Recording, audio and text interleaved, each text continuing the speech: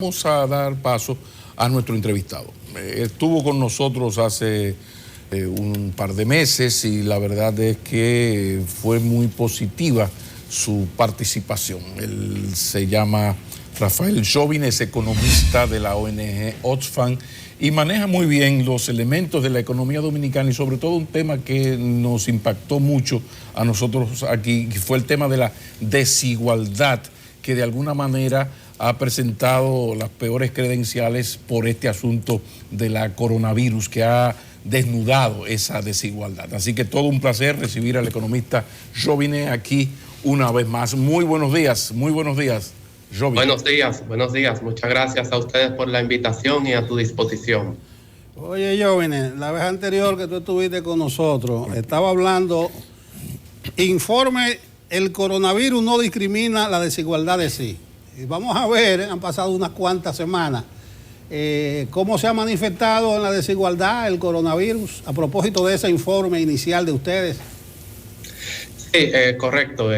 Primero, Oxfam a nivel regional sacó el informe, el coronavirus no discrimina, las desigualdades sí, y luego otro informe más completo que se tituló Elijamos dignidad, no indigencia. Y pues en ambos se hace una perspectiva regional sobre las medidas que están tomando los gobiernos, pero más que nada de las implicaciones que tienen concretamente las medidas de confinamiento, sobre todo porque en América Latina en general y muy particularmente en República Dominicana, el confinamiento para la gran mayoría de los trabajadores y trabajadoras es un lujo que no se pueden dar. Es decir, se depende mucho de la economía informal y tenemos un 54% de informalidad total en el país. Esos son 2.5 millones de personas que necesitan generar ingresos en el día a día, no pueden quedarse en la casa. Quédate en casa no es una opción que se ajusta a las necesidades y las precariedades en las que viven. De esos 2.5 millones, 1.7 millones, 1.700.000 personas son cuentapropistas, es decir, chiriperos o son trabajadores, vendedores ambulantes o son personas que trabajan en micros y pequeñas empresas o son deliveries o son camareros o son encargados de tiendas o de seguridad, etcétera, etcétera. Entonces, naturalmente, para esta población que se reflejó muy bien en un documental que salió hace un mes y pico llamado Batata, refleja básicamente la realidad de esas personas. Y lo que se estaba exponiendo allí es que las medidas anunciadas por el gobierno, bueno, por los gobiernos en general en América Latina, porque todos tienen un mismo patrón, no es particularmente novedoso lo que está haciendo República Dominicana, pero sí las medidas tienden a llegar más tarde en esta población y cuando llegan no son lo suficientemente abarcadoras. Y creo que transcurrido unos 70 días de confinamiento, lamentablemente sigue siendo así. Los candidatos, los tres principales candidatos, pues centran su discurso, entre otras cosas, en lo de la reactivación económica. ¿Cuáles son los elementos infaltables en esa propuesta de reactivación de la economía para que sea una reactivación que gire en torno a la disminución de la bendita desigualdad? ¿Cómo evalúa Joven estas propuestas de los candidatos? Bueno, qué bueno que tocas justamente el tema de los candidatos. A través de la iniciativa Política RD, le estamos dando seguimiento a los pronunciamientos y en las próximas semanas también una evaluación en detalle de los programas de gobierno de los 6 candidatos. Entonces, en principio, los candidatos han optado por pronunciarse sobre qué harán inmediatamente tome posesión quien sea que salga electo, y pues esas medidas son sobre todo de corte keynesiano, de incentivo a la demanda a través del gasto público, de una expansión del gasto público.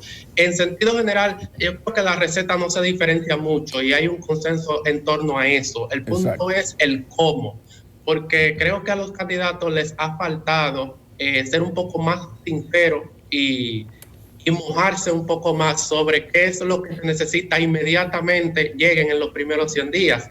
Y en los primeros 100 días se necesita un pacto fiscal. Y nadie quiere hablar de pacto fiscal por la connotación naturalmente que tiene, porque de una vez se piensa que necesariamente hay que empezar por la tributación. Pero en sentido general, los candidatos deberían transparentar su agenda fiscal, transparentar qué es lo que van a hacer y cómo, ojo, cómo lo van a costear, y luego a quién o a quiénes se va a cargar, se va a gravar o se va a exonerar. Esas son decisiones políticas, no técnicas. Y en ese sentido, pues los candidatos tienen que transparentar este programa de gobierno y, bueno, está publicado, pero más que nada defenderlo y argumentar cómo van a hacer ese conjunto de reformas que necesita el país en los primeros 100 días. El pacto fiscal es el punto de partida y allí, pues, es verdad que hay una parte, digamos, que tiene que ver con los ingresos, pero hay una parte muy importante sobre cómo se redistribuye el gasto público, el presupuesto del Estado, tanto en el presente año fiscal 2020, que hay que modificar totalmente ese presupuesto, puedo abundar de eso un poquito más adelante, y luego de cara al año 2021 y la etapa de recuperación post-COVID-19. Bueno, vamos a ver qué tendrán que hacer las próximas autoridades, porque ya está habiendo comentado que habrá más pobreza extrema, mayor desigualdad, mucho desempleo. No sé cómo valora Oxfam la situación. Y aclárame lo siguiente, cuando tú hablabas de dignidad y de las ayudas, no sé si es que ustedes objetan los programas parciales de ayuda. Por ejemplo, se ha hecho muy popular el llamado ingreso básico de emergencia, el IBE, que dice la CEPAL que debe mantenerse por lo menos en los próximos 6 meses por un monto igual a una línea de pobreza. ¿No objetan ustedes este tipo de ayudas parciales, que es una forma de salir a camino antes que lleguen las transformaciones más a fondo? No, nosotros no objetamos las medidas que se han tomado de transferencias monetarias, ya estas condicionadas o no condicionadas. Lo que estamos, o sea, la orientación como tal de las medidas que se están tomando, que se han tomado en estos 70 y pico de días de confinamiento, la orientación de las medidas la consideramos correcta. La diferencia está en determinados elementos vinculados a la cobertura, naturalmente, y ya creo que de eso se ha hablado mucho. El principal elemento es que la cobertura de estos programas es claramente suficiente, dado que, por ejemplo, 5,000 pesos apenas representa la tercera parte del gasto promedio del quintil 1 de menores ingresos de los hogares. Estamos hablando que está transfiriendo 5,000 pesos a una familia cuando el consumo per cápita de cada miembro de esa familia en promedio es de 4,000, o sea que los 5,000 para una persona y el 20% del segundo integrante del hogar. Claramente es insuficiente por ese lado y también por el lado del programa FASE y del nuevo programa PATI que llegó 2 meses tarde y también tiene deficiencias en la cobertura. Es decir, no objetamos eso, si objetamos, digamos, el nivel de cobertura. Y ahí República Dominicana está entre los países que menor ha invertido realmente en materia de combate al COVID-19. Salió un estudio, por ejemplo, de Columbia University hace unas 2 semanas que muestra que el promedio global de respuesta de los países hacia la pandemia es de 3.7% del PIB. El promedio regional América Latina anda por 2.4%, pero República Dominicana está por debajo de un 1% del PIB en cuanto a inversión se refiere para combate a las precariedades que está evidenciando la pandemia. Vuelvo al punto, los candidatos presidenciales y particularmente quien se instale a partir del 16 de agosto tiene que hacer una reforma profunda de la administración pública para garantizar la suficiencia de recursos por el lado del gasto.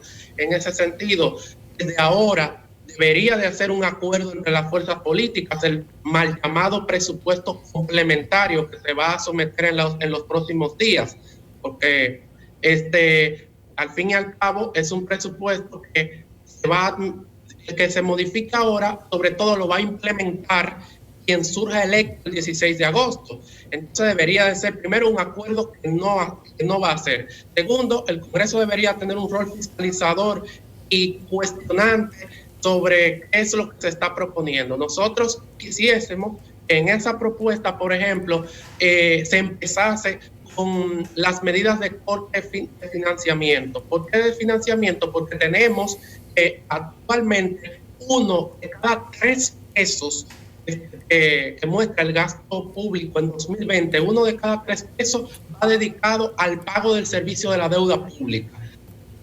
República Dominicana debió sumarse a una iniciativa regional para pedir la condonación parcial de determinados instrumentos de deuda pública y posponerlo para años posteriores. No lo ha hecho y eso permitiría que tuviésemos un desahogo en cuanto a los recursos que vamos a tener disponible para invertirlo a nivel doméstico en las necesidades de la población. La cuestión de la deuda pública es fundamental porque es lo que nos permite tener recursos para las áreas prioritarias.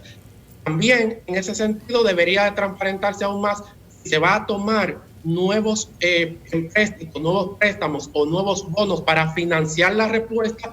Tiene que estar mucho más claro cómo se va a financiar esa respuesta. Y tengamos claro algo, estamos en temporada ciclónica y en los recursos que habían para combatir eventualmente alguna situación por amenaza frente a un huracán, se tomaron para el COVID. Eso también habría que pensarlo. Aprovecho para señalar este punto que es bien relevante. Lo otro tiene que ver con las medidas de reorientación del gasto. Ya hemos hablado sobre esto. Hay que reorientar totalmente este presupuesto, sobre todo el gasto de capital vinculado al Programa Nacional de Asfaltado, los 8.500 millones de pesos que están ahí, a los fondos discrecionales de más de 30.000 millones de pesos que manejan los ministros actualmente de forma discrecional, a las duplicidades de funciones en más de 50 instituciones públicas, a reducir los fondos discrecionales del presidente de la República, de la Cámara de Diputados y del Senado con el barrilito y el cofrecito, a procurar una renegociación parcial inmediata, por ejemplo, de una cuestión tan elemental como el peaje sombra, que estamos pagando 4.600 millones de pesos este año sin que cuando se necesita justamente esos recursos para canalizarlos hacia la respuesta actual en emergencia y luego de la etapa de recuperación post-COVID. Es decir, tiene que ser un paquete integral y, ojo, también debería de plantear esa modificación de gasto un aspecto central que tiene que ver con cuál es el sacrificio de los privilegiados en la administración pública.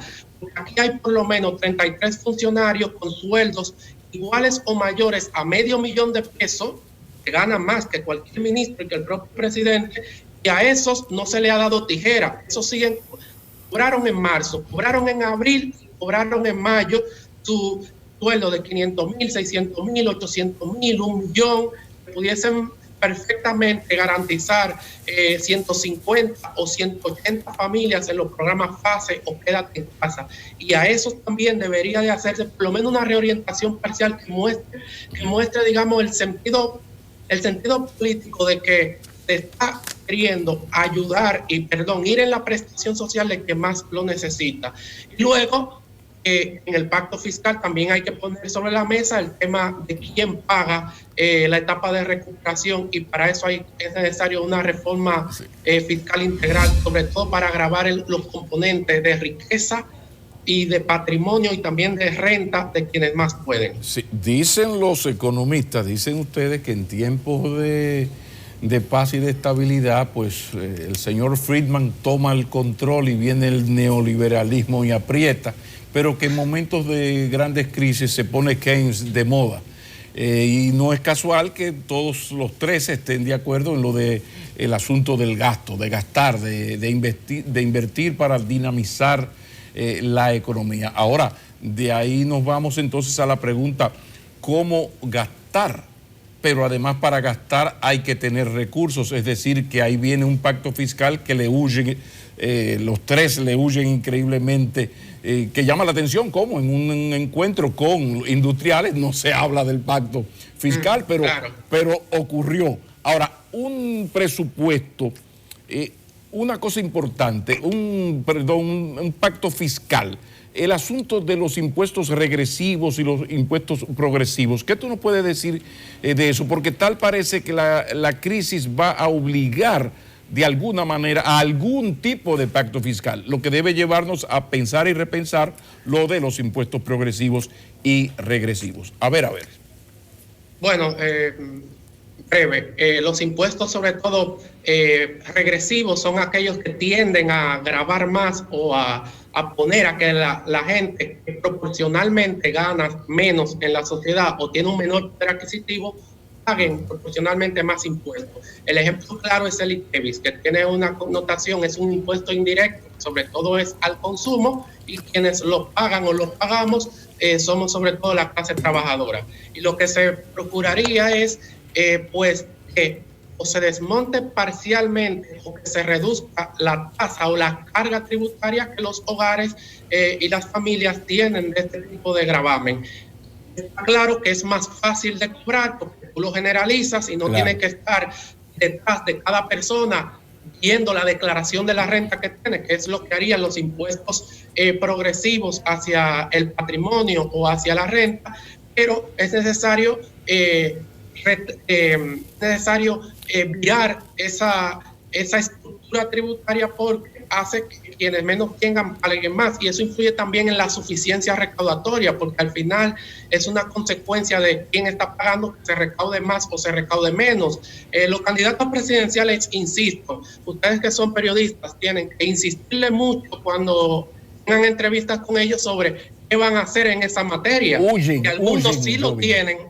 Perdón. Huyen, Jovini. Están huyendo, pero algunos lo tienen implícitamente en letras pequeñas en sus programas de gobierno. Nosotros vamos a sacar todo eso. Y es verdad que hay que tomar en cuenta todo esto, pero sobre todo las exenciones. Hay exenciones generalizadas en este país que sobrepasan los 200,000 millones de pesos anuales. Tener una exención de impuestos es la regla y no la excepción en Dominicana. República Dominicana es el país con más número de exenciones fiscales en toda América Latina. Tema ausente. Y esto hay que revisarlo, y sobre todo hay que revisarlo, pero ojo, no revisarlo tanto para el que lo necesita, digamos, que los productos de canasta básica familiar sigan exentos, sobre todo el primer y segundo quintil de la población, sino los ingresos medios altos y también las exenciones sobre el patrimonio, sobre la renta, sectores económicos de élites, etcétera. De nuevo, la evasión y la elusión es un tema que hay que tratar. Y hay que tratar sobre todo que la crisis, si bien ha afectado a todos, no a todos los sectores ha afectado por igual. Porque nosotros proponíamos impuestos especiales de emergencia en el estudio, digamos, de dignidad, no indigencia, que básicamente evidenciando de que hay sectores que siguen funcionando, no un 100%, pero han tenido rentabilidad. Ejemplo, supermercados, farmacias, etcétera, el sectores alimenticios, etcétera. Esos sectores que pudiese, dado que esos y otros, el sector de la comunicación y más que nada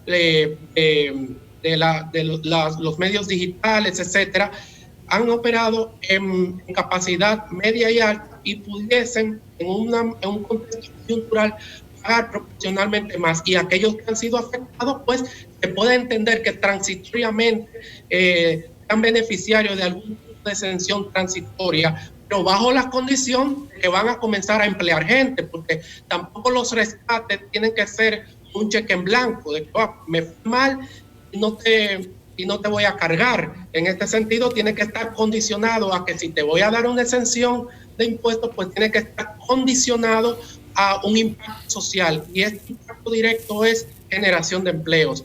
Por ahí hay mucha puerta por donde se puede abundar. Y también la gobernanza sobre quiénes deciden ese pacto fiscal. Y ahí yo creo que lo más relevante es transformar radicalmente la estructura del Consejo Económico y Social. ¿Quién se sienta en una mesa de discusión a decidir quién paga impuestos y quién no, quién está exento y quién no, en qué sector se mantiene un subsidio y en cuál no, es fundamental quién se sienta a decidir eso sobre la decisión final que se tome. Y en ese sentido, el CES está claro, el Consejo Económico y Social está claro que necesita una modificación radical para poder ser un ente fiable para hablar de estos temas. Jóvenes, ninguna cabeza pensante, por brillante que fuera, previó este escenario. Por tanto, se va a necesitar mucha creatividad. De entrada, a propósito de los pactos fiscales, yo preveo que debe existir una grandísima concertación y no me refiero únicamente a los partidos políticos. Hay que involucrar a todos los sectores sociales. Alicia Bárcenas, la directora de la CEPAL, a propósito del tema, proponía pactos fiscales progresivos con mayores impuestos directos sobre la renta personal, especialmente del 1% más rico. Y lo menciono porque realmente se van a necesitar fórmulas. El próximo gobierno va a tener que trabajar, pero arrimando al hombro de toda la sociedad para salir a camino. Pero mi pregunta va dirigida a que el COVID lo ha trastocado todo, incluyendo los famosos Objetivos de Desarrollo Sostenible, los ODS. Entonces, la Agenda 2030, la Agenda 2030, eso anda como una chichigua en banda. Yo no sé si tú conoces esa expresión. Claro. ¿Cuáles serían las grandes líneas que habrá que coger de esos objetivos para darle prioridad?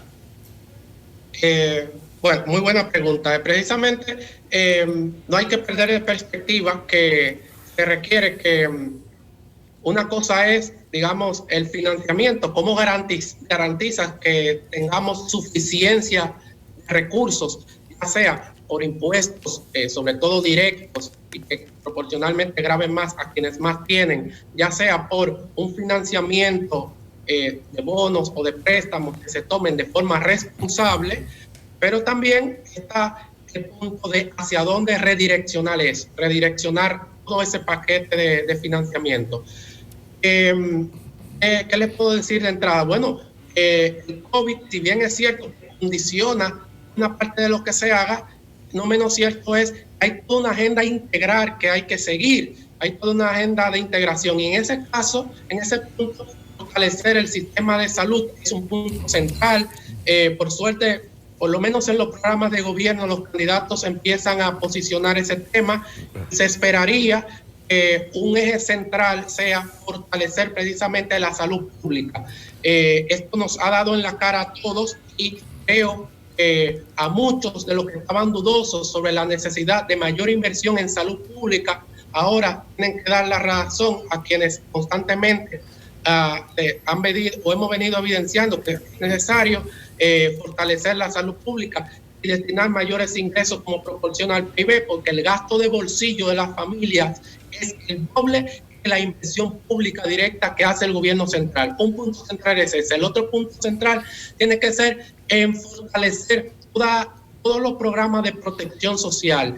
Posiblemente se necesite ampliar durante el resto del año parte de las prestaciones sociales de transferencias monetarias, pues eso habría que fortalecerlo. Hay un debate abierto sobre la renta básica universal o sobre un ingreso mínimo garantizado. Creo que pudiésemos meter ese debate justamente los primeros 100 días de la próxima administración, sobre todo a quienes más lo necesitan, ese 1.7 millones de personas por cuenta propia, y hay que buscar medidas innovadoras para garantizar cobertura. Y también hay que asegurarse que el gasto público no deje de lado, que hay todo un sinnúmero de iniciativas que habría que poner en marcha para que la economía nuevamente salga a flote. Y en ese sentido, todo el paquete tiene que ir acorde pues, a la Agenda 2030, a la Estrategia Nacional de Desarrollo en principio, y los candidatos tienen que transparentar todo eso. Es parte de la etapa de recuperación post-COVID. Gracias a Rafael Jóvenes. Nos quedamos ahí en darle seguimiento a los candidatos, Rafael, en lo que tiene que ver con ese pacto fiscal, con los componentes de ese pacto fiscal y con la bendita revisión de las exenciones, que es otro de los temas tabú que se huye raudo y veloz hacia la izquierda. Pero muchísimas gracias al economista de Oxfam, Rafael Jovine, por su participación en Enfoque Matinal. Muchísimas gracias, vamos a una breve pausa.